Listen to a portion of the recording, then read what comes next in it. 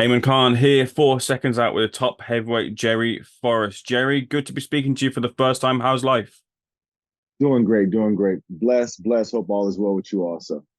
Doing Very, well. very good with me. Very good to hear that you're doing well too. I'm a little bit surprised though to be speaking to you, and I saw that you've got a fight scheduled, but it's all the way in October. What's the delay? So it's we're making sure that we do it right. With me not being signed to a promoter, I want to make sure I'm still making good money Hmm. and I'm still having enough time to put on a good show, a good fight in my own city, and still build a ranking. So not that I'm froze out or anything like that from boxing, but because I'm not signed with a promoter, I don't want to throw a fight, for instance, and make $5,000 like a lot of these guys are doing. I'd rather make $200,000 or $300,000 in my own city, and then go and take some big fights. So that's kind of what I'm looking at. So that's kind of why that one's in October. I was actually gonna fight this weekend, and in October, I'm just not gonna fight this weekend. I'll just be at the fights. October we'll have the first fight, and then hopefully we can just roll rapid, maybe 2 or 3 fights, and just get another big one after that, unless something comes up. You're one of the very few fighters that, even though you've had real highs in your career in some of the places you've fought and some of the fights that you've been in, you've really kind of made sure to stay entrenched within your community. Oh, definitely, definitely. Yeah, that's I always wanted to be somebody that my neighborhood could touch. A lot of athletes, we don't have any pro athletes in Virginia. Mm. So with us not having any pro athletes in Virginia, we don't have any pro teams in Virginia. I try to make myself accessible, in the sense of if you can see me, you can touch me, you believe me. So with us not having a sports team, I think that is very important that we give back as far as to our community. So me, Michael Vick, Allen Iverson, we're all from the area. So we all try to do our parts. Imagine though that you haven't been short of offers though in this time period. Have you had promoters Oh and such yeah. come your way with things? We get a lot of offers. We just decline them. And they're not saying that we decline them on the sense that we can't beat them. But in this game, it has to make sense. The last fight I took with Jared Anderson, for instance, 2 torn labrums, injured ribs. So even though I'm feeling that I can beat a lot of these guys, with the injuries that happen, just with being on the B side, I just feel I'm smarter now. I'm all healed up. I'm smarter. I'm a much better fighter than I was a year or two ago. So now with all of those things just in place, I just want to make sure that if I do take a fight for the B side, it's well worth the money. And in the meantime, I can just build my record at home, make good money, and then just wait for another big offer to come. Unless I sign with somebody, of course. What's it about for you then for this year? What's the target before the end of the year? Uh, get this fight in September. I mean, in October. Hopefully a good fight in December. A good turnaround December, January, and by top of the year next year or late this year, have a nice decent fight. Maybe a top contender if someone's interested. It's hard to get a lot of these guys to bite, so it's we're trying. What's one of the things that you feel that some fight fans don't understand about being on the B side sometimes? That we're not made to win. Like, I mean, I sent Zhilei to the hospital. I sent Michael Hunter to the hospital. It's almost like, you know what? Like the big thing right now is Cat Williams, right? Cat Williams is talking about like the elites. Mm. With boxing, is not necessarily, I'm gonna say the elites as far as the fighters, but it's the elites and promoters, and it's some of the fighters. And these fighters are only gonna fight these fighters. And these promoters are only gonna work with these promoters. Like I was signed with DeBella, and a lot of guys didn't like DeBella, for instance. So it's hard for me to get certain fights. So it's kind of like you're fighting promoters, you're fighting against other guys that are cool with other guys. I talk to a lot of guys as coaches, for instance. I talk to a lot of those managers. They won't put me on. They won't because I'm not signed with that promoter or because I'm a threat to their heavyweights. So it's hard to really get your foot in the door without being signed to somebody and giving them a piece of your pie. How difficult has it been to not keep, not to not be frustrated by that experience and keep motivated to succeed? I'm just resilient. Eyes are always on the end goal. We've gotten a lot of offers to fight a lot of guys, and they've all declined. From the Usyks when he first came up to the Furies, it doesn't matter. These guys don't want to fight, and I can't make them fight unless I'm with the promoter. But eventually, even here, We work on these wins, getting these wins knocked out, 3 or 4 wins. They can only deny you for so long. And a guy like me, the danger is you put a guy like me in the ring with just saying or Usyk. If I win that fight, if I knock him out and I take all the belts, now all the promotions in the world, you get what I'm saying? They are not they're not in a collective bargaining agreement, so they don't get any of that money. So like that's the thing that's the hardest thing. But I know that I can still do it. It just has to be done strategically. So with me being older now, smarter, I just know what I have to do to get there now. But of course, like I said, it's hard to get the title fights, and it possibly may never happen in the sense of unless I sign with them at the end. But it's hard to get those fights unless you sign with those promoters. Even inside of the rankings, it's hard to get ranked without signing a promoter. Mhm.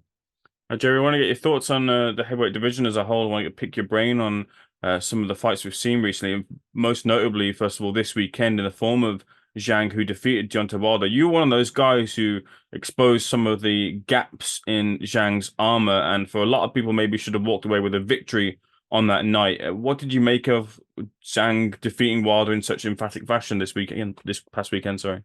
I mean, and it's no downpour on anything, but it's not impressive for me in the sense of I'm a boxer. I've been in Campbell Wilder, so I know how Wilder operates. I know how he trains.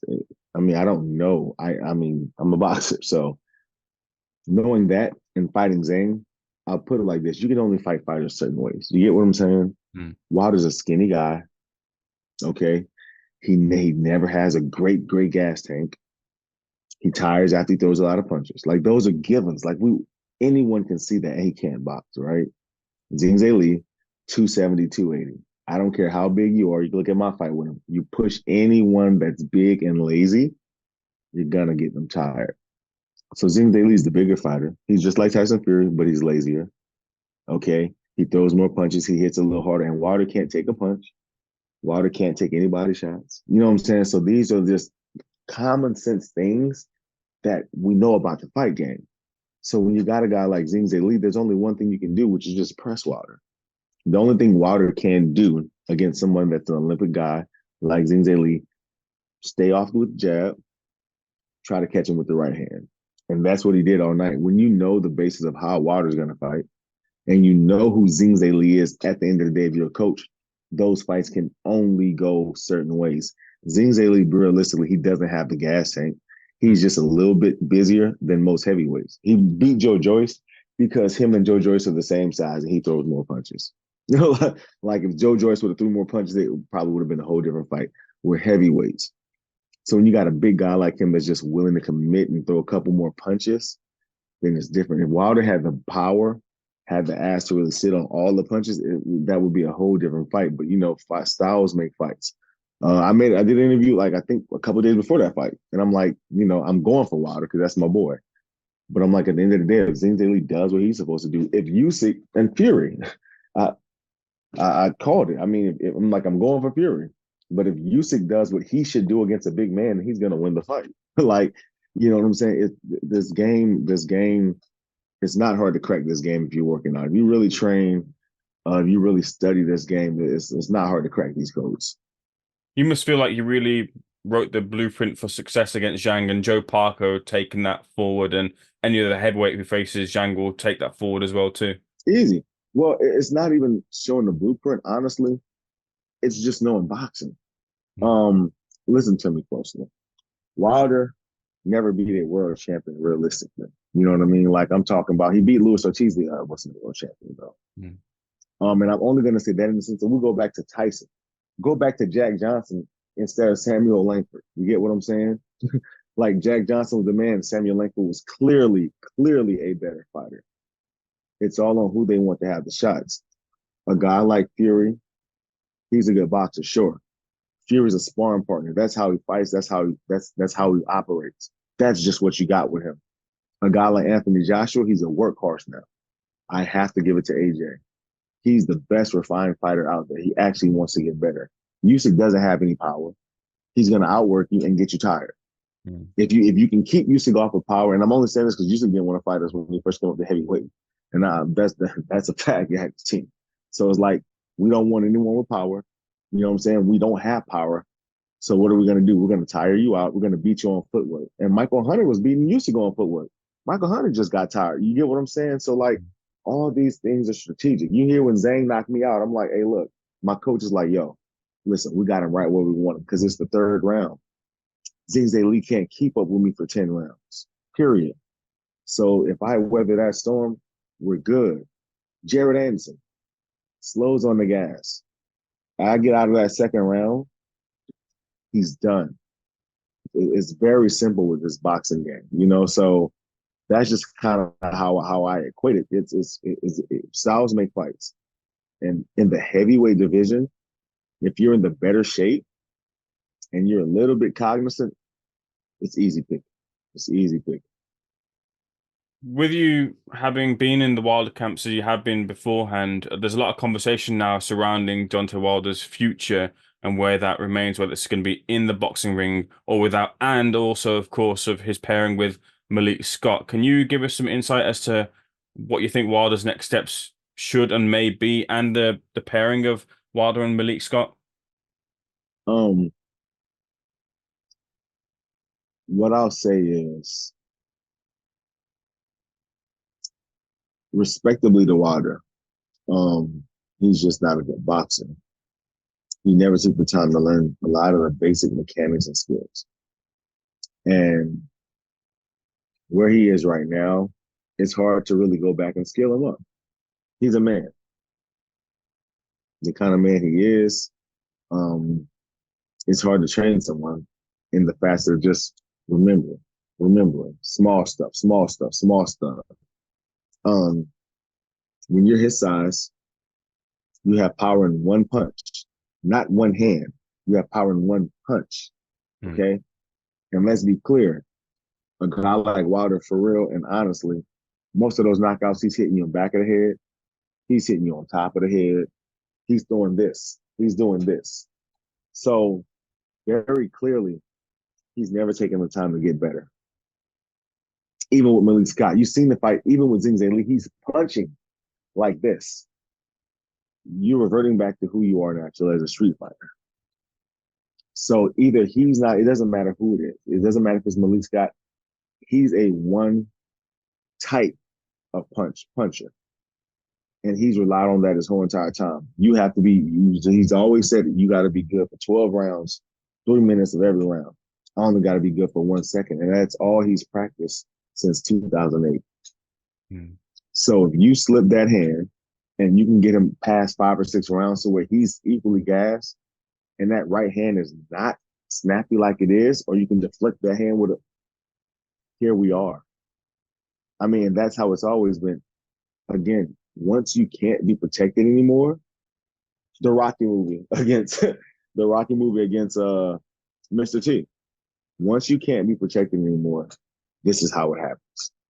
This is how it looks. When the elites start to fight the elites, this is how it looks. Anthony Joshua versus Usyk. Anthony Joshua got better. Elites versus elites, it's a whole different story. Mike Tyson, he started fighting the elites. It wasn't Iron Mike anymore. It's just a fact. So, you know, that's just how it is. Mind as well on the undisputed rematch. Now we saw Usyk. For some, it was a bit of a surprise in the way he got Fury hurt and had him hurt in the 9th round. It was a close fight on the judges' scorecards, but the rematch clause has been enacted. Sorry, and it's now set for December 21st. Who are you favoring in the rematch? Whoever trains harder, whoever's more adaptive. Again, there's only 2 ways you can fight that fight. Tyson Fury's the bigger guy. Usyk's the smaller guy. He has to get inside like he did. He has to throw more punches, and he got to be active. And he actually has to throw some overhands, to be honest with you. Tyson Fury is a 6'9" guy that's 280 pounds. And listen to me, and there's no disrespect to Tyson Fury. When I say he has no power, honestly, he's a 6'9" boxer. He's not a knockout puncher. He doesn't have one punch knockout power. He's a very huge boxer. He's LeBron James when LeBron James is running point guard.